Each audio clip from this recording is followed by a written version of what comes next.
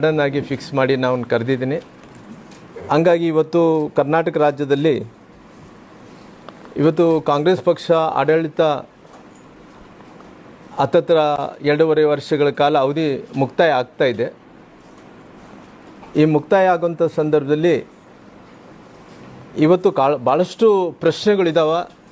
ಆ ಪ್ರಶ್ನೆಗಳಿಗೆ ಮುಂದೆ ನಾನು ಉತ್ತರವನ್ನು ಕೊಡೋಂಥ ಕೆಲಸ ನಾನು ಮಾಡ್ತೀನಿ. ಹಂಗಾಗಿ ಇವತ್ತು ಒಂದು ಕಡೆ ಅವಧಿ ಪ್ರಕಾರ ಏನು ಅಗ್ರಿಮೆಂಟ್ ಪ್ರಕಾರ ಏನು ಮುಖ್ಯಮಂತ್ರಿಗಳ ಸ್ಥಾನವನ್ನು ಏನು ಬದಲಾವಣೆ ಆಗಬೇಕಾಗಿತ್ತನೋ ಇವತ್ತು ಉಪಮುಖ್ಯಮಂತ್ರಿಗಳಾದಂಥ ಸನ್ಮಾನ್ಯ ಡಿ.ಕೆ. ಶಿವಕುಮಾರ್ ಅವರು ನಾನು ಮುಖ್ಯಮಂತ್ರಿಗಳಾಗಬೇಕು ಅನ್ನೋಕ್ಕೋಸ್ಕರವಾಗಿ ಏನೇನು ಪ್ರಯತ್ನಗಳನ್ನು ಮಾಡ್ತಾಯಿದ್ದೀನಿ ಎಲ್ಲ ಪ್ರಯತ್ನಗಳನ್ನು ಮಾಡೋಂಥ ಕೆಲಸ ಮಾಡ್ತಾಯಿದ್ದಾರೆ. ಅದೇ ರೀತಿಯಲ್ಲಿ ಸನ್ಮಾನ್ಯ ಈ ರಾಜ್ಯದ ಹಿಂದುಳಿದಂಥ ನಾಯಕರಾದಂಥ ಸನ್ಮಾನ್ಯ ಸಿದ್ದರಾಮಯ್ಯನವರು ಅವರು ಮುಖ್ಯಮಂತ್ರಿ ಸ್ಥಾನವನ್ನು ಗಟ್ಟಿ ಮಾಡಿಕೊಳ್ಳೋ ಸಲುವಾಗಿ ಏನೇನು ಪ್ರಯತ್ನಗಳನ್ನು ಮಾಡಬೇಕು ಎಲ್ಲ ಪ್ರಯತ್ನಗಳನ್ನು ಮಾಡೋಂಥ ಕೆಲಸ ಆಗ್ತಾಯಿದೆ. ಹಂಗಾಗಿ ಇವತ್ತು ಇವೆಲ್ಲ ಕೂಡ ಸರಿಯಿಲ್ಲ ಕಾಂಗ್ರೆಸ್ ಪಾರ್ಟಿಯಲ್ಲಿ ಅದಕ್ಕೋಸ್ಕರವಾಗಿ ಇವತ್ತು ಅವರು ಕರ್ನಾಟಕ ರಾಜ್ಯದ ಉಸ್ತುವಾರಿಗಳಾದಂಥ ನಾವು ಏನು ಸುರ್ಜೇವಾಲ್ ಅವರು ವಾರದಲ್ಲಿ 2 ಬಾರಿ ಬಂದು ಅನೇಕರ ಜೊತೆಯಲ್ಲಿ ಅವರು ಇವತ್ತು ಸಾಕಷ್ಟು ಚರ್ಚೆಯನ್ನು ಕೂಡ ಮಾಡ್ತಾಯಿದ್ದಾರೆ. ಸುರ್ಜೇವಾಲ್ ಅವರು ಚರ್ಚೆ ಮಾಡೋಂಥ ಸಂದರ್ಭದಲ್ಲಿ ಅವರು ಕೆಲವು ಮಂದಿ ಶಾಸಕರನ್ನು ಕರೆದು ವೈಯಕ್ತಿಕವಾಗಿ ಕೂಡ ಮಾತಾಡೋಂಥ ಕೆಲಸ ಮಾಡ್ತಾಯಿದ್ದಾರೆ. ಕೆಲವು ಸಂದರ್ಭದಲ್ಲಿ ಗುಂಪುಗಾರಿಕೆಯಲ್ಲಿದ್ದಂಥ ಶಾಸಕರು ಕೂಡ ಕರೆದು ಮಾತಾಡೋಂಥ ಕೆಲಸ ಮಾಡ್ತಾಯಿದ್ದಾರೆ. ಉದಾಹರಣೆಯಾಗಿ ಆ ಪಾಟೀಲ್ ಅವರು ನಮ್ಮ B.R. ಪಾಟೀಲ್ ಅವ್ರನ್ನ ಹಿಡ್ಕೊಂಡು NY ಗೋಪಾಲಕೃಷ್ಣ ಅವರು ಹಿಡ್ಕೊಂಡು ಬೇಲೂರು ಗೋಪಾಲಕೃಷ್ಣ ಹಿಡ್ಕೊಂಡು ಆಮೇಲೆ ರಾಮನಗರದ MLA ಹಿಡ್ಕೊಂಡು ಅನೇಕ ಮಂದಿ ಯಾರ್ಯಾರು ಬಾಯಿ ಮಾಡಿದ್ದಾರೆ ಗಟ್ಟಿಯಾಗಿ ಅವರು ಕೆಲವು ಮಂದಿ ಪರ ವಿರೋಧ ಇದ್ದಂಥವ್ರನ್ನ ಎಲ್ಲರೂ ಕೂಡ ಕರೆದು ವೈಯಕ್ತಿಕವಾಗಿ ಕೂಡ ಮಾತಾಡೋಂಥ ಕೆಲಸ ಮಾಡಿದರೆ ನಂತರ ಕೂಡ ಅವ್ರು ಏನನ್ನ ದೂರುಗಳಿದ್ದರೆ ಅವ್ರು ಏನನ್ನ ಅಕಸ್ಮಿತವಾಗಿ ನಮಗೆ ಕೆಲವೊಂದು ವಿಚಾರಗಳನ್ನು ಹೇಳ್ಕೊಳಕ್ಕೆ ಸಾಧ್ಯ ಇಲ್ಲ ಅಂದರೆ ಕೂಡ ಅದನ್ನು ತಾವು ಲಿಖಿತಪೂರ್ವಕವಾಗಿ ಕೊಡ್ರಿ ಅನ್ನೋಂಥ ಸಲಹೆಯನ್ನು ಕೂಡ ಇವತ್ತು ಸುರ್ಜೇವಾಲ್ ಅವರು ಅವ್ರಿಗೆ ಎಲ್ಲ ರೀತಿಯಲ್ಲೂ ಕೂಡ ಕೊಡೋಂಥ ಕೆಲಸ ಮಾಡಿದ್ದಾರೆ. ಹಂಗಾಗಿ ಇವೆಲ್ಲ ಕಾರಣಗಳು ನೋಡ್ತಾ ಇದ್ದರೆ ಒಂದು ಕಡೆ ಡೆವಲಪ್ಮೆಂಟ್ಸ್ ಅಂತ ನಿಂತೋಗಿದೆ. ಅದ್ರ ಬಗ್ಗೆ ನಾನು ಮತ್ತೆ ಪುನಃ ಡಿಬೇಟ್ ಮಾಡೋಂಥ ಕೆಲಸ ಮಾಡ್ತೀನಿ. ಇವತ್ತಿದ್ದಂಥ ಪ್ರೆಸೆಂಟ್ ಸಿಚುವೇಶನ್ ಪ್ರಕಾರ ಇವತ್ತು CM ಬದಲಾವಣೆ ಆಗಬೇಕು, ಯಾರು ಮುಂದೆ ಬದಲಾವಣೆ ಆದರೆ ಯಾರು ಮುಖ್ಯಮಂತ್ರಿ ಆಗಬೇಕು ಅನ್ನೋಂಥ ಚರ್ಚೆಯನ್ನು ನಡೀತಾ ಇದೆನೋ ಇವತ್ತು ನಿನ್ನೆ ಆಲ್ರೆಡಿ ಸನ್ಮಾನ್ಯ ಈ ರಾಜ್ಯದ ಉಪಮುಖ್ಯಮಂತ್ರಿ ಅಂತ ಡಿ.ಕೆ. ಶಿವಕುಮಾರ್ ಅವರು ಆಲ್ರೆಡಿ ಡೆಲ್ಲಿಗೆ ಹಾರಿದ್ದಾರೆ. ಅಲ್ಲಿ ಡೆಲ್ಲಿಯಲ್ಲಿ ಕುಂತಾರೆ. ಇವತ್ತು ಸುರ್ಜೇವಾಲ್ ಅವರು ಎಲ್ಲರ ಹತ್ರ ಮಾತಾಡ್ಕೊಂಡು ಮಧ್ಯಾಹ್ನಕ್ಕೆ ಫ್ಲೈಟಿಗೇನೋ ಅವರು ಹೊರಡ್ತಾ ಇದ್ದಾರೆ. ಹಾಗಾಗಿ ಮುಖ್ಯಮಂತ್ರಿಗಳು ಕೂಡ ಮಧ್ಯಾಹ್ನಕ್ಕೇನೋ ಅವರು ಕೂಡ ಫ್ಲೈಟಿಗೆ ಹೊರಡ್ತಾ ಇರೋ ಕಾರಣ ಅಲ್ಲಿ ಒಂದು ದೊಡ್ಡ ಬದಲಾವಣೆಯನ್ನು ಆಗೋಂಥ ಒಂದು ಅವಕಾಶಗಳು ತುಂಬ ಹತ್ತಿರದಿಂದ ನಾವು ನೋಡ್ತಾ ಇದ್ದೀವಿ. ಈಗಿದ್ದಂಥ ಸಂದರ್ಭದಲ್ಲಿ ನಮಗೇನು ಅಂದ್ರೆಗಿನ ಇವತ್ತು ಯಾರು ಅನ್ನೋಂಥ ವಿಚಾರ ಬಂದಂಥ ಟೈಮಲ್ಲಿ ಅವರು ಸ್ಪಷ್ಟನೆಯನ್ನು ಕೊಡಲಿ, ಬೇಡ ಅನ್ನೋಕ್ಕೆ ಹೋಗಲ್ಲ. ಯಾವ ರೀತಿಯಲ್ಲಿ ಸ್ಪಷ್ಟನೆಯನ್ನು ಕೊಡಬೇಕು ಅವರು ಯಾರೇ ಆಗಿರ್ಬೋದು. ಅವರು ಅಲ್ಲಿ AICC ಅಧ್ಯಕ್ಷರಂಥ ಮಲ್ಲಿಕಾರ್ಜುನ್ ಖರ್ಗೆ ಅವರು ಸ್ಪಷ್ಟನೆ ಕೊಡ್ತಾರ, ಇಲ್ಲಿದ್ರೆ ರಾಹುಲ್ ಗಾಂಧಿಯವರು ಸ್ಪಷ್ಟನೆಯನ್ನು ಕೊಡ್ತಾರೋ, ಇಲ್ಲಿದ್ರೆ ಸೋನಿಯಾ ಗಾಂಧಿಯವರು ಸ್ಪಷ್ಟನೆಯನ್ನು ಕೊಡ್ತಾರೋ, ಇಲ್ಲಿದ್ರೆ ಪ್ರಿಯಾಂಕಾ ಗಾಂಧಿಯವರು ಸ್ಪಷ್ಟನೆಯನ್ನು ಕೊಡ್ತಾರೋ, ಯಾರ ಅಭಿಪ್ರಾಯವನ್ನು ಕೊಡ್ರಿ, ಯಾರೇ ಸ್ಪಷ್ಟನೆಯನ್ನು ಕೊಡ್ರಿ, ಅವರು ಯಾವ ರೀತಿಯಲ್ಲಿ ಮುಂದಕ್ಕೆ ಯಾರು ಮುಖ್ಯಮಂತ್ರಿಗಳು ಅನ್ನೋಂಥದ್ದು ತೀರ್ಮಾನವನ್ನು ತಗೊಳ್ಳಿ. ಒಂದು ಕಡೆ ಸಿದ್ದರಾಮಯ್ಯನವರು ಅವರು ಹೇಳ್ತಾಯಿದ್ರು ನಾನೇ 5 ವರ್ಷಗಳ ಕಾಲ ನಾನೇ ಮುಖ್ಯಮಂತ್ರಿ ಅನ್ನೋಂಥ ಮಾತು ಇವತ್ತು ಸಿದ್ದರಾಮಯ್ಯರು ಹೇಳ್ತಾಯಿದ್ರು. ಒಂದು ಕಡೆ ಡಿ.ಕೆ. ಶಿವಕುಮಾರ್ ಅವರು ನನಗೆ ಬೇರೆ ಅಭಿಪ್ರಾಯ ಬೇರೆ ಮಾರ್ಗ ಇಲ್ಲಾರ್ದಂಥ ಟೈಮಲ್ಲಿ ನಾನು ಏನು ಮಾಡಲಿ ನಿಸ್ಸಹಾಯಕ ಅನ್ನೋಂಥ ಮಾತನ್ನು ಕೂಡ ಹೇಳಿದ ಮೇಲೆ ಅವರು ಚಾಮುಂಡಿಗೆ ಹೋದಂಥ ಟೈಮಲ್ಲಿ ಕೂಡ ಅವರು ಚಾಮುಂಡಿಯಲ್ಲಿ ಪ್ರಾರ್ಥನೆ ಮಾಡೋಂಥ ಟೈಮಲ್ಲಿ ಅವ್ರು ಹೇಳಿದರು ನನ್ನ ಪ್ರಯತ್ನ ಏನಿದೆನೋ ಅದು ವಿಫಲವಾಗಿರ್ಬೋದು, ನನ್ನ ಪ್ರಾರ್ಥನೆ ಏನಂಥದ್ದು ಅದು ಫಲ ಕೊಡುತ್ತೆ ಅನ್ನೋಂಥ ಮಾತು ಡಿ.ಕೆ. ಶಿವಕುಮಾರ್ ಅವರು ಕೂಡ ಹೇಳಿದಂಥ ಟೈಮಲ್ಲಿ ಒಂದು ಕಡೆ ಇವತ್ತು ಇವೆಲ್ಲ ವಾತಾವರಣ ನೋಡಿದಂಥ ಟೈಮಲ್ಲಿ ಒಂದು ತೀರ್ಮಾನ ಇವತ್ತು ಮಲ್ಲಿಕಾರ್ಜುನ್ ಖರ್ಗೆ ಅವರು ತೊಗೊತಾರೋ, ಇಲ್ಲಿದ್ರಿಗಿನ ರಾಹುಲ್ ಗಾಂಧಿ ಅವರು ತೀರ್ಮಾನವನ್ನು ತೊಗೊತಾರೋ, ಸಿದ್ದರಾಮಯ್ಯನವರು 5 ವರ್ಷಗಳ ಕಾಲ ಮುಖ್ಯಮಂತ್ರಿ ಅಂದೇಳಿ ಅವ್ರು ಘೋಷಣೆ ಮಾಡಲಿ. ಇಲ್ಲಿದ್ರೆ ಏನಾಗುತ್ತೆ ಅಂತ ಹೇಳಿದ್ರೆ ಅಕಸ್ಮಿತವಾಗಿ ಸಿದ್ದರಾಮಯ್ಯರು ಅಲ್ಲ ಅಂದ್ರೆ ಈಗ ಡಿ.ಕೆ. ಶಿವಕುಮಾರ್ ಅವರು ಮುಖ್ಯಮಂತ್ರಿ ಅಂದೇಳಿ ಅವ್ರು ಬೇಕಾದರೆ ಅವ್ರು ಘೋಷಣೆಯನ್ನು ಮಾಡಲಿ. ಅಂದರೆ ಇವೆಲ್ಲ ನೋಡಿದಂಥ ಟೈಮಲ್ಲಿ ನನ್ನ ಅನುಮಾನ ಏನಂದ್ರೆ ಡಿ.ಕೆ. ಶಿವಕುಮಾರ್ ಅವರು ಏನಿದಾರೋ ಅವರು ಮುಖ್ಯಮಂತ್ರಿ ಆಗಲಿಕ್ಕೆ ನನ್ನ ವೈಯಕ್ತಿಕವಾದಂಥ ಅಭಿಪ್ರಾಯ ಸಾಧ್ಯನೇ ಇಲ್ಲ. ಮುಖ್ಯಮಂತ್ರಿ ಅಂತೂ ಶಿವಕುಮಾರ್ ಅವರು ಮುಖ್ಯಮಂತ್ರಿ ಆಗಲ್ಲ. ಅದು ನನ್ನ ಪಾರ್ಟಿ ತೀರ್ಮಾನ ಅಲ್ಲ, ನನ್ನ ವೈಯಕ್ತಿಕವಾದಂಥ ತೀರ್ಮಾನ. ನಾನು ನಿನ್ನೆ ಹೋದಂಥ ಡೆವಲಪ್ಮೆಂಟಲ್ಲಿ ಡೆಲ್ಲಿಗೆ ಹೋದಂಥ ಟೈಮಲ್ಲಿ ಸಿದ್ದರಾಮಯ್ಯನವರು ಮುಖ್ಯಮಂತ್ರಿ ಡಿ ಕೆ ಶಿವಕುಮಾರ್ ಆಗೋಕ್ಕೆ ಬಿಡೋದೇ ಇಲ್ಲ, ಅವರು ಮುಖ್ಯಮಂತ್ರಿ ಆಗೋದೇ ಇಲ್ಲ. ಯಾಕಂದರೆ ಇವತ್ತು ಇವೆಲ್ಲ ನೋಡಿದಂಥ ಟೈಮಲ್ಲಿ ಒಂದು ಕಡೆ ಇವತ್ತು ಸಿದ್ದರಾಮಯ್ಯನವರು ಎಲ್ಲ ವಿಚಾರದಲ್ಲಿ ನಾನು ಕೂಡ ಹತ್ತತ್ರ ಭಾಳಷ್ಟು ವರ್ಷಗಳ ಕಾಲ ನೋಡ್ಕೊತ ಬಂದಿದ್ದೀನಿ. ಅವರು ಅಧಿಕಾರವನ್ನು ಬಿಟ್ಟುಕೊಡಬೇಕಂದ್ರೆಗಿನ ಭಾಳಷ್ಟು ಕಠಿಣ, ಭಾಳಷ್ಟು ಕಷ್ಟ. ಅವರು ಇನ್ನೊಂದೇನು ಮಾಡ್ತಾ ಇದ್ದಾರೆ, ಶಿವಕುಮಾರ್ ಅವರು ಮುಖ್ಯಮಂತ್ರಿ ಆಗಬಾರ್ದು ಅನ್ನೋ ಸಲುವಾಗಿ ಏನು ಮಾಡ್ತಾರೆ ಅವರು, ಒಬ್ಬರು ಯಾರೊಬ್ಬರು ದಲಿತರನ್ನ ಎತ್ತಿ ಕಟ್ಟಬೇಕು. ಅಂದರೆ ದಲಿತರು ಕೊಡಲಿ, ಈ ರಾಜ್ಯದ ಮುಖ್ಯಮಂತ್ರಿ ದಲಿತರು ಆಗಲೇಬೇಕು, ದಲಿತರು ಕೊಡಲಿ. ಇವತ್ತು ದಲಿತರು ಮುಖ್ಯಮಂತ್ರಿ ಆಗಬೇಕಂದ್ರೆ ಶಿವಕುಮಾರ್ ಅಂತ ಬಗಲಗಡೆ ಇರ್ತಾರ, ಅಲ್ಲಿ ಪರಮೇಶ್ವರನ್ನ ಎತ್ತಿ ಕಟ್ತಾರ. ಪರಮೇಶ್ವರ್ ಈ ರಾಜ್ಯದ ಮುಖ್ಯಮಂತ್ರಿ ಆಗಲಿ ಅಂತೇಳಿ ಸಿದ್ದರಾಮಯ್ಯ ಹೇಳ್ತಾರ. ನಂತರ ಅವರು ಪರಮೇಶ್ವರನ್ನ ಬಿಟ್ಟಿದ್ರೆ ಅವರು ಈ ರಾಜ್ಯದ AICC ಅಧ್ಯಕ್ಷರಂತ ಮಲ್ಲಿಕಾರ್ಜುನ್ ಖರ್ಗೆ ಅವರು ಈ ರಾಜ್ಯದ ಮುಖ್ಯಮಂತ್ರಿ ಆಗಬೇಕಂತೇಳಿ ಹೇಳ್ತಾರ. ಅಂದರೆ ಭಾಳ ಕ್ಲಿಯರಿಟಿಯಾಗಿ ನಾನು ನಿನ್ನೆ ಡೆಲ್ಲಿಯಲ್ಲಿ ಅಧ್ಯಯನ ಮಾಡೋಂಥ ಟೈಮಲ್ಲಿ ಕೆಲವು ಸ್ನೇಹಿತರ ಹತ್ರ ಮಾತಾಡಿದಂಥ ಟೈಮಲ್ಲಿ ಸಿದ್ದರಾಮಯ್ಯರು ಸ್ಪಷ್ಟನೆ ಹಿಂಗೆ ಇರ್ತದೆ, ಅಧಿಕಾರ ಅವರು ಬಿಟ್ಟುಕೊಡಬೇಕು. ಅದ್ರಿಗಿನ ಶಿವಕುಮಾರ್ಗಂತೂ ಒಬ್ಬ ಮುಖ್ಯಮಂತ್ರಿಗಳಾಗಿ ಮಾಡೋಕ್ಕೆ ಸಾಧ್ಯ ಇಲ್ಲ.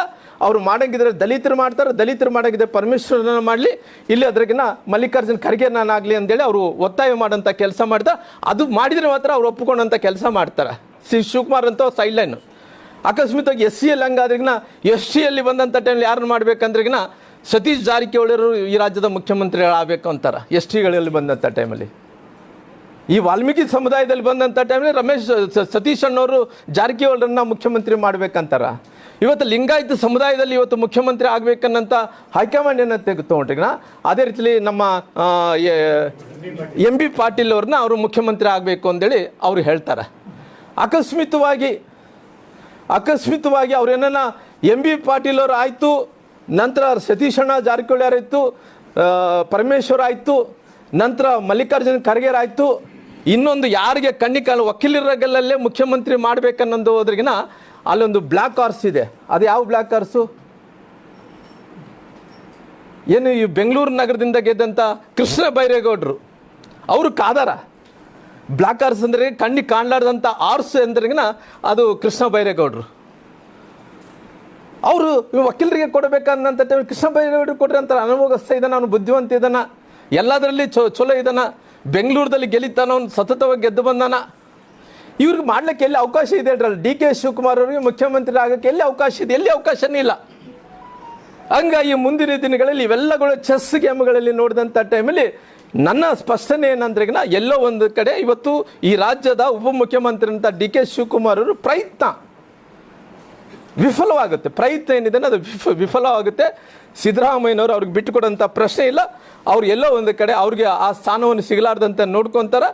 ಆಕಸ್ಮಿಕವಾಗಿ ಬದಲಾವಣೆ ಮಾಡಲೇಬೇಕನ್ನಂಥ ಪರಿಸ್ಥಿತಿ ಬಂದಂಥ ಟೈಮಲ್ಲಿ ಅವರು ಸ್ಪಷ್ಟನೆಯನ್ನು ಕೊಟ್ಟು ಯಾರು ಮುಖ್ಯಮಂತ್ರಿಗಳನ್ನಂಥ ತೀರ್ಮಾನವನ್ನು ತಗೊಳ್ಳಿ, ಆಕಸ್ಮಿಕವಾಗಿ ಮುಖ್ಯಮಂತ್ರಿಗಳು ಮಾಡ್ತೀನಿ. ಇವೆಲ್ಲ ಕೂಡ ಆಲ್ರೆಡಿ ಡಿಸ್ಕಷನ್ದಲ್ಲಿ ಇದಾವೆ. ನಾನು ಏನು ಸುಮ್ಮನೆ ವೇಗವಾಗಿ ಮಾತಾಡ್ತಲ್ಲ. ನಾನು ಡೆಲ್ಲಿಗೆ ಹೋದಂಥ ಟೈಮಲ್ಲಿ ಚರ್ಚೆ ಆಗೋಂಥ ಟೈಮಲ್ಲಿ ಜಾತಿವಾರು ಇವತ್ತು ಲೆಕ್ಕಾಚಾರ ಆಗೋಂಥ ಟೈಮಲ್ಲಿ ಎಲ್ಲರೂ ಕೂಡ ಹೇಳ್ತಾ ಇದ್ರು ಇವೆಲ್ಲ ಕೂಡ ಕಾಸ್ಟ್ ಕಾಂಬಿನೇಷನ್ದಲ್ಲಿ ಇವೆಲ್ಲ ಕೂಡ ನಡೀತಾ ಇದ್ದಾವೆ ಅನ್ನೋಂಥ ವಿಚಾರ ಹೇಳಿರೋ ಕಾರಣ ನಾನು ಎಲ್ಲೋ ಒಂದು ಕಡೆ ಮಾಧ್ಯಮದ ಮೂಲಕ ಈ ರಾಜ್ಯದ ಜನರಿಗೆ ತಿಳಿಸ್ಕೊಡ್ಬೇಕು ಅನ್ನೋಂಥ ಕಾರಣದಿಂದ ತಿಳಿಸ್ಕೊಡೋಂಥ ಕೆಲಸ ಮಾಡ್ತಾಯಿದ್ದೀನಿ.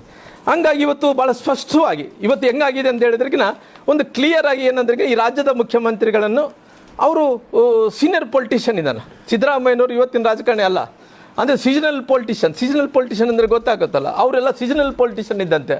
ಆ ಸೀಸನಲ್ ಪೊಲಿಟಿಷಿಯನ್ನರನ್ನ ಅವರು ಮನವೊಲಿಸ್ಬೇಕು. ಏನು ಮನವೊಲಿಸ್ಬೇಕು ಅವ್ರನ್ನ? ಎಲ್ಲೋ ಇವತ್ತು ಸಿದ್ದರಾಮಯ್ಯವ್ರನ್ನ ಈ ರಾಜ್ಯದ ಮುಖ್ಯಮಂತ್ರಿ ಸ್ಥಾನದಿಂದ ಅವ್ರನ್ನ ಬೇರೆ ಕಡೆ ಅಂದರೆ ಅವ್ರನ್ನ ಬಿಜಿ ಮಾಡಬೇಕಂದ್ರೆಗಿನ ರಾಜ್ಯ ರಾಜಕಾರಣಿಗಳಿಂದ ರಾಷ್ಟ್ರ ರಾಜಕಾರಣದಲ್ಲಿ ಬಿಜಿ ಮಾಡಬೇಕನ್ನಂಥ ಕಾರಣದಿಂದ ಅವ್ರು ಏನು ಮಾಡಿದಾರ, ಎಲ್ಲ ಹಿಂದುಳಿದಂಥ ಸಮುದಾಯಗಳ ಒಕ್ಕೂಟ, ಕಾಂಗ್ರೆಸ್ ಪಾರ್ಟಿಯ ಹಿಂದುಳಿದಂಥ ಸಮುದಾಯಗಳ ಒಕ್ಕೂಟ, OBC ಒಕ್ಕೂಟ, ಆ ಒಕ್ಕೂಟಕ್ಕೆ ಚೇರ್ಮನ್ರು ಅವರು ಸಿದ್ದರಾಮಯ್ಯರನ್ನು ಮಾಡಿದ್ದಾರೆ. ನನಗೆ ಪತ್ರಕರ್ತರು ನಿನ್ನೆ ಡೆಲ್ಲಿಯಲ್ಲಿ ಅವ್ರನ್ನ ಆಲ್ರೆಡಿ ಚೇರ್ಮನ್ರಾಗಿ ಮಾಡಿದಾರ. ಅವ್ರು ಒಪ್ತಾ ಇದ್ದಾರೋ ಇಲ್ಲ ಅನ್ನೋಂಥ ಪ್ರಶ್ನೆ ಬಂದಂಥ ಟೈಮ್ ಮತ್ತೆ ನಾನು ಮಾತಾಡ್ತೀನಿ. ಹಂಗಾಗಿ ಅವರು ಒಪ್ಪಿ ಅವ್ರನ್ನ ಎಲ್ಲ ಇಡೀ ರಾಜ್ಯದಲ್ಲಿದ್ದಂಥ ಕಾಂಗ್ರೆಸ್ ಪಾರ್ಟಿಯ OBCಯ ಮಾಜಿ ಮುಖ್ಯಮಂತ್ರಿಗಳು ಎಲ್ಲರೂ ಕೂಡ ಸೇರಿ ಇದೇ ತಿಂಗಳು 22ನೇ ತಾರೀಕಿನ ಮೀಟಿಂಗ್ ಮಾಡ್ತಾ ಇದ್ದಾರೆ. ಆ ಮೀಟಿಂಗ್ ಮಾಡೋಂಥ ಟೈಮಲ್ಲಿ ಅವರು ಏನು ಮಾಡಿದ್ದಾರೆ, ಅವ್ರನ್ನ ರಾಷ್ಟ್ರ ರಾಜಕಾರಣದಲ್ಲಿ ಬಿಜಿ ಮಾಡಬೇಕು.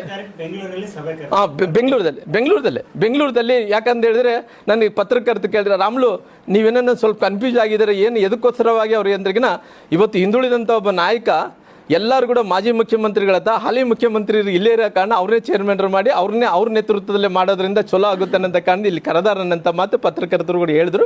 ಹಂಗಾಗಿ ಇವತ್ತು ಎಲ್ಲರೂ ಕೂಡ ಇಲ್ಲೇ ಕರೆದು ಮೀಟಿಂಗ್ ಮಾಡಿದ್ದಾರೆ ಅಂದ್ರಿಗಿನ ಮುಂದಕ್ಕೆ ಅವನ್ನ ಒತ್ಕೊಂಡು ಹೋಗ್ಬೇಕು, ರಾಷ್ಟ್ರ ರಾಜಕಾರಣದಲ್ಲಿ ಅವ್ರನ್ನ ಕರ್ಕೊಂಡು ಹೋಗ್ಬೇಕು ಅನ್ನೋಂಥ ಕಾರಣದಿಂದ ಅಲ್ಲಿ ಬಿಜಿ ಮಾಡಬೇಕು ಅನ್ನೋಂಥ ಕಾರಣದಿಂದ ಇವತ್ತು ಎಲ್ಲೋ ಒಂದು ಕಡೆ ಅವ್ರನ್ನ ಪರಿಸ್ಥಿತಿಯಲ್ಲಿ ಅವ್ರನ್ನ ಸಿಕ್ಕಾಕುವಂಥ ಕೆಲಸ ಕೂಡ ಮಾಡ್ತಾ ಇದ್ದಾರೆ.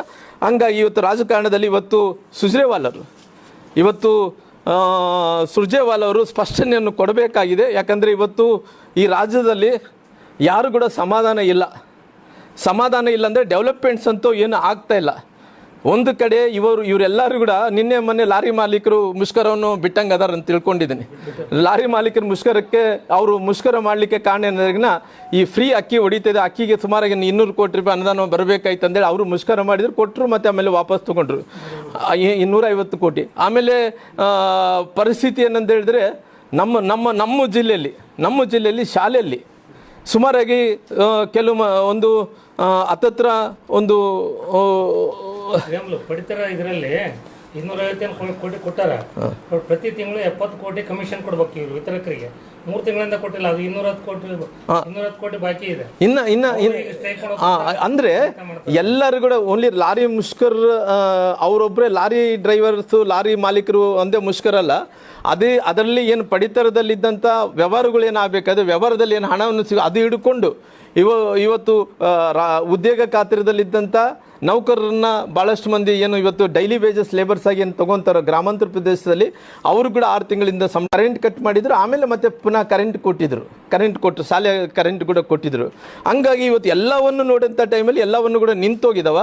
ಎಲ್ಲರೂ ಕೂಡ ಇವತ್ತು ಶಾಸಕರು ಮುಂದಕ್ಕೆ ನಾವು ಗೆಲ್ಲಿಬೇಕಾದ್ರಿಗಿನ ನಮಗೆ ಅನುದಾನ ಇಲ್ಲ, ಡೆವಲಪ್ಮೆಂಟ್ ಇಲ್ಲ, ಗೌರವ ಇಲ್ಲ, ಮಂತ್ರಿಗಳು ಸಿಗ್ತಾ ಇಲ್ಲ ಅನ್ನೋಂಥ ಕಂಪ್ಲೇಂಟ್ ಪದೇ ಕೊಟ್ಟಂಥ ಟೈಮಲ್ಲಿ ಕೂಡ ಸುರ್ಜೇವಾಲರು ಇವೆಲ್ಲ ಕೂಡ ನೋಡ್ಕೊಂಡು ಒಂದು ಮಾಸ್ಟರ್ ಪ್ಲ್ಯಾನ್ ಮಾಡ್ಕೊಂಡಿದ್ದಾರೆ. ಮಾಸ್ಟರ್ ಪ್ಲ್ಯಾನ್ ಅಂದರೆ ಇದೇ ದೊಡ್ಡ ಒಳ್ಳೆಯ ಅವಕಾಶ ಸಿದ್ದರಾಮಯ್ಯನ ಬದಲಾವಣೆ ಮಾಡಬೇಕನ್ನಂಥ ಕಾರಣದಿಂದ ಆ ಅವಕಾಶವನ್ನು ಸದುಪಯೋಗವನ್ನು ಮಾಡಿಕೊಂಡು ಹೈಕಮಾಂಡ್ ತೊಗೊಂಡು ಹೈಕಮಾಂಡ್ದಲ್ಲಿ ಚರ್ಚೆ ಮಾಡಿಕೊಂಡು ಆ ಚರ್ಚೆಯಲ್ಲಿ ಕೂಡ ಭಾಳಷ್ಟು ಮಂದಿ ದಲಿತರು ಇಷ್ಟು ಮಂದಿ ಇದ್ದಾರೆ, ಇವತ್ತು ಎಸ್ ಟಿಗಳು ಇಷ್ಟು ಮಂದಿರ, ಲಿಂಗಾಯತರು ಇಷ್ಟು ಮಂದಿ ಇದ್ದಾರೆ, ಎಲ್ಲ ಜಾತಿಯವರು ಕೂಡ ಇಷ್ಟು ಮಂದಿ ಇರೋ ಕಾರಣ ಎಲ್ಲ ವಕೀಲರಲ್ಲಿ ಮುಖ್ಯಮಂತ್ರಿ ಆಗಂತ ಯೋಗ್ಯರಿದ್ದಾರೆ. ಹಂಗಾಗಿ ಇವೆಲ್ಲ ನೋಡಿದಂಥ ಟೈಮಲ್ಲಿ ಒಂದೇ ಏನಂದ್ರಿಗಿನ ಎಂಥ ಪರಿಸ್ಥಿತಿಯಲ್ಲಿ ಕೂಡ ಶಿವಕುಮಾರ್ ಅವರು ಈ ಬಾರಿ, ನಾನು ಭವಿಷ್ಯ ಹೇಳ್ತಾ ಇಲ್ಲ, ಮತ್ತೆ ಭವಿಷ್ಯ ಹೇಳ್ತಾ ಇದ್ದಾನೆ ರಾಮ್ಲೋರ್ ಅಂತ ತಿಳ್ಕೊಂಡು ಭವಿಷ್ಯ ಹೇಳ್ತಾ ಇಲ್ಲ, ಇದ್ದಿದ್ದ ಸತ್ಯಾಂಶ ಏನಂದ್ರೆ ಇವತ್ತಿಲ್ಲ ನಾಳೆ ನಿಮ್ಗೆ ಗೊತ್ತಾಗುತ್ತೆ ಈ ರಾಜ್ಯದ ಮುಖ್ಯಮಂತ್ರಿ ಆಗಲಿಕ್ಕೆ ಸಾಧ್ಯನೇ ಇಲ್ಲ ಅನ್ನೋಂಥ ಮಾತನ್ನು ಕೂಡ ನಾನು ಹೇಳಬೇಕಾಗುತ್ತೆ. ಎಲ್ಲ ಕೂಡ ಮ್ಯಾಚ್ ಫಿಕ್ಸಿಂಗ್ ಆಗಿರೋ ಕಾರಣ ಮ್ಯಾಚ್ ಫಿಕ್ಸಿಂಗ್ದಲ್ಲಿ ಇವ್ರು ಫೇಲ್ ಆಗ್ತಾರ, ಇದು ಮ್ಯಾಚ್ ಫಿಕ್ಸಿಂಗ್ದಲ್ಲಿ ಇವ್ರು ಸೋತೋಗ್ತಾರ.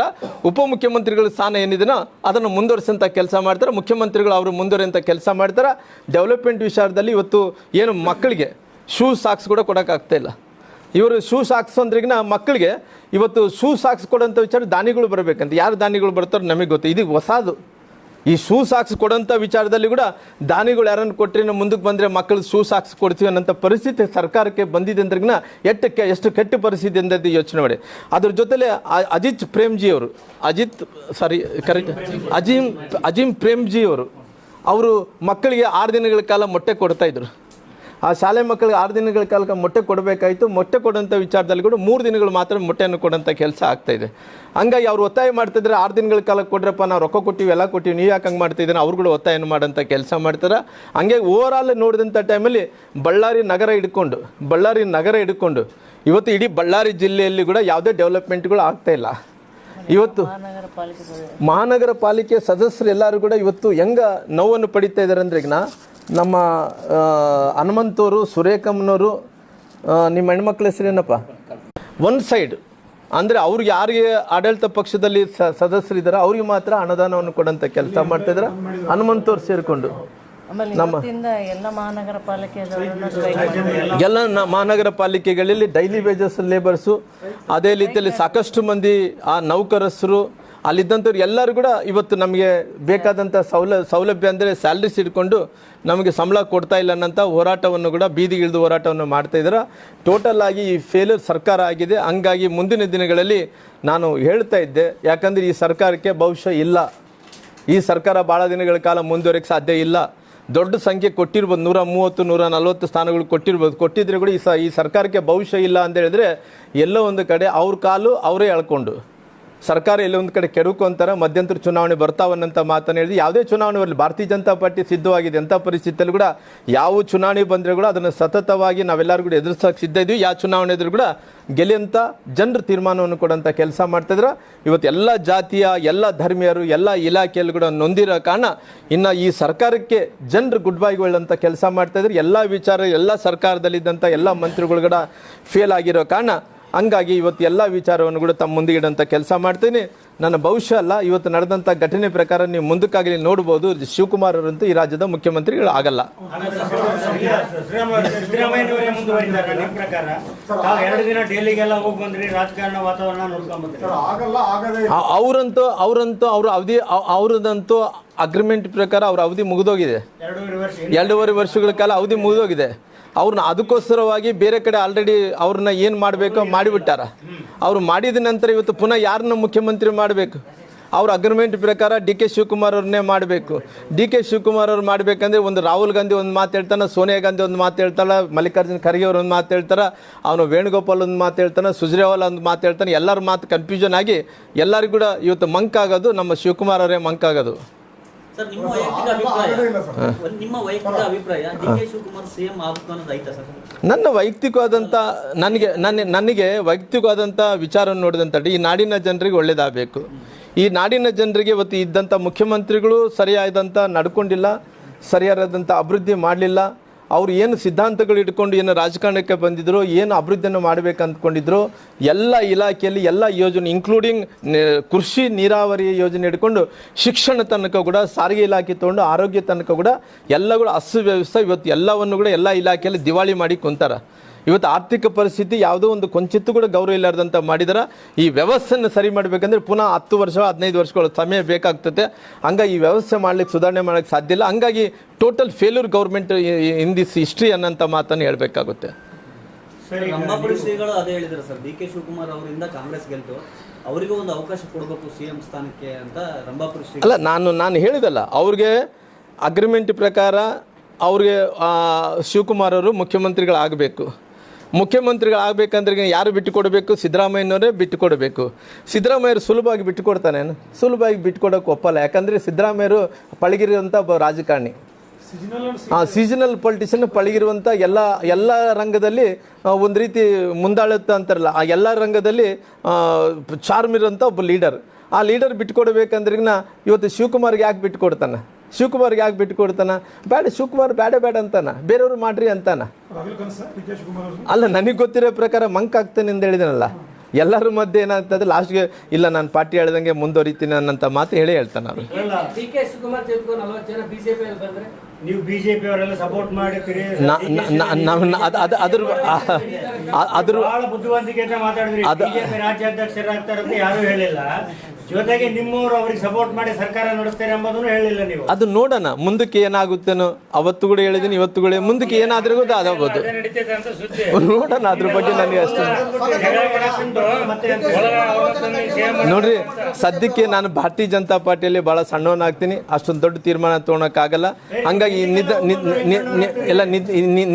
ಇದ್ದಂಥ ಘಟನೆ ಬಗ್ಗೆ ನನ್ನ ಮಾಧ್ಯಮದ ಸ್ನೇಹಿತರಿಗೆ ತಿಳಿಸ್ಬೇಕಾಯ್ತು. ಈ ರಾಜ್ಯಕ್ಕೆ ಒಂದು ಸಂದೇಶ ಹೋಗ್ಬೇಕಾಯ್ತು. ಯಾಕಂದರೆ ಮುಖ್ಯಮಂತ್ರಿಗಳು ಉಪಮುಖ್ಯಮಂತ್ರಿಗಳು ಅಲ್ಲಿ ಕುಂತಾರ. ಇವಾಗ ಸುಜ್ರೇವಾಲಾ ಕೂಡ ಅಲ್ಲಿ ಹೋಗ್ತಾರೆ. ಹೋದಂಥ ಟೈಮಲ್ಲಿ ಚರ್ಚೆ ಆಗೋಂಥ ಟೈಮಲ್ಲಿ ಏನಾಗುತ್ತೆ ಅನ್ನೋ ವಿಷಯ ಸಾಧ್ಯತೆ ಇಲ್ಲ ಅಂತೀರ? ಅದು ಆಗೋದೇ ಇಲ್ಲ ನಿಮ್ಮ ಪಾರ್ಟಿ. ಅಲ್ಲ, ಯಾವುದಾಗುತ್ತೇನೋ ಗೊತ್ತಿಲ್ಲ. ಅಲ್ಲಿ ಮುಖ್ಯಮಂತ್ರಿ ಅಂತ ಆಗಲ್ಲ. ಅಲ್ಲ, ಮುಖ್ಯಮಂತ್ರಿ ಆಗಲ್ಲ ನಿಮ್ಮ ಪಾರ್ಟಿ. ಅಲ್ಲ, ನನಗೆ ಗೊತ್ತಿಲ್ಲ ಅದ್ರ ಬಗ್ಗೆ. ನಾನು ಹೈಕಮಾಂಡ್ ತೀರ್ಮಾನ ತಗೋಬೇಕು. ನಾನು ಅಷ್ಟು ಏನಿದೆ ಗೊತ್ತಿಲ್ಲ. ಈಗ ಡೆಲ್ಲಿ ಹೋಗಿ ಬಂದ್ರಿ, ಏನು ವಿಜಯೇಂದ್ರನ ಕಂಟಿನ್ಯೂ ಮಾಡ್ಬೇಕಂತ ಹೇಳಿದ್ರೆ ಅಥವಾ ಬದಲಾವಣೆ ಮಾಡ್ರಿ ಅಂತ ಹೇಳಿ? ನೋಡ್ರಿ, ನಾನು ಮುಂಚೆಯಿಂದ ಕೂಡ ಭಾಳ ಸ್ಪಷ್ಟೀಕರಣದಿಂದ ನಾನು ಮಾತಾಡ್ತಾ ಇದ್ದೀನಿ. ಇವತ್ತು ಭಾರತೀಯ ಜನತಾ ಪಾರ್ಟಿಯಲ್ಲಿ ಅಧ್ಯಕ್ಷರಾದಂಥ ವಿಜೇಂದ್ರ ಅವ್ರನ್ನ ಆಲ್ರೆಡಿ ಅವ್ರ ಅಧ್ಯಕ್ಷರಿರೋ ಕಾರಣ ಮುಂದೆ ಅವಕಾಶಗಳು ಯಾರಿಗೆ ಅವಕಾಶಗಳು ಇಲ್ಲ. ಯಾವತ್ತು ಅವಕಾಶಗಳು ಸಿಗ್ತಾವೆ, ಬದಲಾವಣೆ ಆಗಬೇಕು, ಇಲ್ಲಿದ್ರೆ ಅವ್ರನ್ನ ತೆಗಿಬೇಕಂತ ಟೈಮಲ್ಲಿ 3 ವರ್ಷಗಳಾದ ನಂತರನೇ ಅವಕಾಶ ಸಿಗುತ್ತೆ. ಇನ್ನೊಂದು 1.5 ವರ್ಷಗಳ ಕಾಲ ಅವಧಿ ಇದೆ. ಅವರೇ ಮುಂದುವರಿತಾರೆ. ಮುಂದಕ್ಕೆ ಯಾರನ್ನ ಬದಲಾವಣೆ ಮಾಡಬೇಕಾದ್ರೆ ಮುಂದಕ್ಕೆ ಬದಲಾವಣೆ ಮಾಡೋಂಥ ಅವಕಾಶಗಳು ಸಿಗ್ತಾವಾಗಲಿ. ಇವು ಸದ್ಯಕ್ಕಂತೂ ನಮ್ಮ ಪಕ್ಷದ ಅಧ್ಯಕ್ಷರು ಸ್ಥಾನ ಖಾಲಿ ಇಲ್ಲ. ಕಾಂಗ್ರೆಸ್ನಲ್ಲಿ ಮುಖ್ಯಮಂತ್ರಿ ಬಗ್ಗೆ ಇಷ್ಟು ಗೊಂದಲ ಇದೆಲ್ಲ, ಬಿಜೆಪಿ ಅವರು ಏನು ನಿರ್ಣಯ ತಗೊಳ್ತಾರೆ? ಸರ್ ನಮ್ಮದು ನಿರ್ಣಯ ಅನ್ನೋದಕ್ಕಿಂತ ನಮ್ಮದು ಭಾಳ ಹೋರಾಟ ರೀ. ನಮ್ಮದು ಇವತ್ತು ಅಪೋಸಿಷನ್ದಲ್ಲಿದ್ದೀವಿ, ಎಲ್ಲ ವಿಚಾರದಲ್ಲಿ ಹೋರಾಟ ಮಾಡೋಂಥ ಕೆಲಸ ಮಾಡ್ತಾಯಿದ್ವಿ. ಹಂಗಾಗಿ ಇವತ್ತು ಹೋರಾಟ ಮಾಡೋದ್ರ ಮೂಲಕ ಈ ನಾಡಿನ ಜನರನ್ನ ಗಮನ ಸೆಳೆಯೋಂಥ ಕೆಲಸ ಮಾಡ್ತೀವಿ. ಈ ಗಮನ ಸೆಳೆದು ಮುಂದಕ್ಕೆ ನಮ್ಮ ಜೊತೆಲಿ ಬರ್ಸ್ಕೊಳ್ಳೋಂಥ ಕೆಲಸ ನಾವು ಮಾಡ್ತೀವಿ. ಏನ್ರಿ ಸರ್ಕಾರ ಬೀಳಿಸುವುದು ಸೇರಿದಂತೆ ಎಲ್ಲ ಹೋರಾಟಗಳ ಅಲ್ಲ, ನಮ್ಮ ಸರ್ಕಾರ ಬೀಳಿಸೋದಕ್ಕೆ ನಾವ್ಯಾರ್ರಿ? ಅವರಷ್ಟು ಅವರೇ ಕೆಡುಕೊಂತಾರ ನೋಡ್ರಿ. ನಾನೇನು ಹೇಳ್ತೀನಿ, ಅವರಲ್ಲಿಲ್ಲಂಥ ಹೊಂದಾಣಿಕೆ ಜೊತೆಲೆ ಅವರಲ್ಲಿದ್ದಂಥ ಮುಖ್ಯಮಂತ್ರಿ ಕೃಷಿ ಕಚ್ಚಾಟನೇ ಅವ್ರಿಗೆ ಬೀಳೋವಂಥ ಕೆಲಸ. ಹೇಳ್ರಪ್ಪಣ, ನಾನು ನಿನ್ನೆ ಕೂಡ ನಮ್ಮ ನಾಯಕರನ್ನೆಲ್ಲರೂ ಕೂಡ ಕಂಡು ಭಾಳ ಕ್ಲಿಯಾರಿಟಿಯಾಗಿ ನಾನು ಹೇಳಿ ಬಂದಿದ್ದೀನಿ. ಯಾಕಂದರೆ ಇದಕ್ಕಿಂತ ಮುಂಚೆ CBI ಫಸ್ಟ್ ಟೈಮ್ ಇನ್ವಾಲ್ವ್ಮೆಂಟ್ ಆದಂಥ ಟೈಮಲ್ಲಿ ಬ್ಯಾಂಕ್ ರೂಲ್ಸ್ ಪ್ರಕಾರ 5 ಕೋಟಿಗಿನ್ನ ಹೆಚ್ಚಾಗಿ ವಹಿವಾಟ ಇರುವಂಥ ಟೈಮಲ್ಲಿ ಅದು CBI ಅಲ್ಲೊಂದು ಭ್ರಷ್ಟಾಚಾರ ಆಗಿದೆ ಅಂದರೆ CBI ಎಂಟ್ರಿ ಆಗಬೇಕಾಯಿತು. ಏನೋ ಗೊತ್ತಿಲ್ಲ ಆಗಲಿ, ಐ ಆಮ್ ದ ರಾಂಗ್ ಆಗಿರ್ಬೋದು. ನಾನು ಹೇಳೋಂಥ ಮಾತು ನೆನಪು ಮಾಡ್ತೇನೆ. ಅದು ರಾಂಗ್ ಆಗಿದ್ದರೂ ಕೂಡ ಮತ್ತೆ ನೀವು ತಪ್ಪು ತಿಳ್ಕೊಳೋದು ಬೇಕಾಗಿಲ್ಲ. ನನಗೆ ಗೊತ್ತಿರೋಂಥ ಪ್ರಕಾರ ಅವತ್ತು CBI ಬರಲಾರ್ದಂತೆ ಒಂದು ತೀರ್ಮಾನ ತಗೊಂತ ನೋಡಿ. ಎಷ್ಟು ಕೆಟ್ಟ ಸರ್ಕಾರ ಅನ್ನಲಿಕ್ಕೆ ಒಂದು ತೀರ್ಮಾನ ಏನು ತೊಗೊತದ ಅಂದರೆ, ದಾಖಲಾತಿ ಇದ್ದರೆ ನೀವು ರೈಟ್ ಅಂದ್ಕೊಂಡ್ರಿ, ಇಲ್ಲ ಅಂತ ಹೇಳಿದ್ರೆ ರಾಮ್ಲವರು ತಪ್ಪು ಹೇಳಿದ್ದಾರೆ ಅಂತೇಳಿ ನೀವು ಅನ್ಸ್ಕೊಂಡಿರ್ಬೋದು.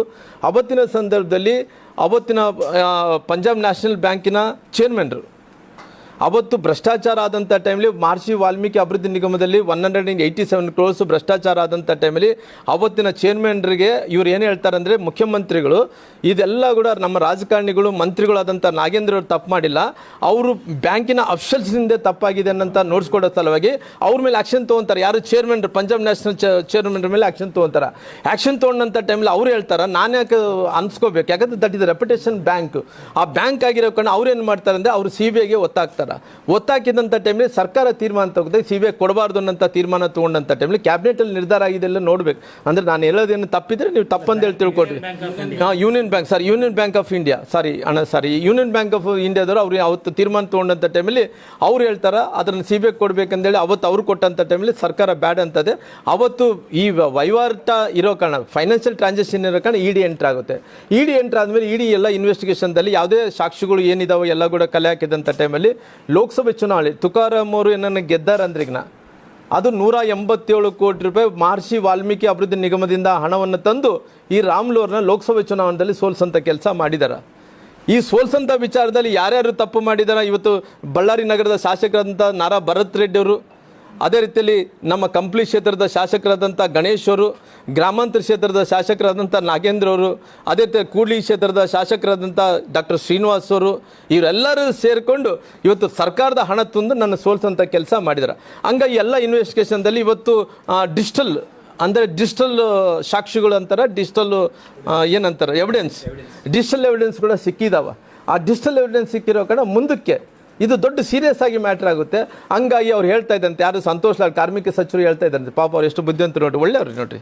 ಅವ್ರು ಏನು ಹೇಳ್ತಾ ಇದ್ದಾರಂತೆ, ಇಲ್ಲ ರೀ ನಾವು ಆಲ್ರೆಡಿ ಮಹರ್ಷಿ ವಾಲ್ಮೀಕಿ ಅಭಿವೃದ್ಧಿ ನಿಗಮದಲ್ಲಿ ಆಲ್ರೆಡಿ ನಮಗೇನು 187 crores ಏನು ಅದು ಫ್ರಾಡ್ ಮಾಡಿದ್ವು, ಆ ಫ್ರಾಡಲ್ಲಿ ನಾವು ಆಲ್ರೆಡಿ ಕಟ್ಟಿಬಿಟ್ಟಿವಿ, 90% ಕಟ್ಟಿಬಿಟ್ಟಿದ್ವಿ. ನಾನು ಹೇಳ್ತಿದ್ದೆ, ಇದು ಎಲ್ಲಿ ಕ್ರೈಮ್ ಸ್ಟಾರ್ಟ್ ಆಗುತ್ತೆ ಹೇಳ್ರಿ? ಕ್ರೈಮ್ ಎಲ್ಲಿ ಸ್ಟಾರ್ಟ್ ಆಗುತ್ತೆ? ಅಲ್ಲಿ ಕಳ್ತನ ಮಾಡೋದು, ಅಲ್ಲಿ ಅಫೆನ್ಸ್ ಮಾಡೋದು, ಸರ್ಕಾರದ ಹಣ ತೆಗೆಯೋದೇ ತಪ್ಪು.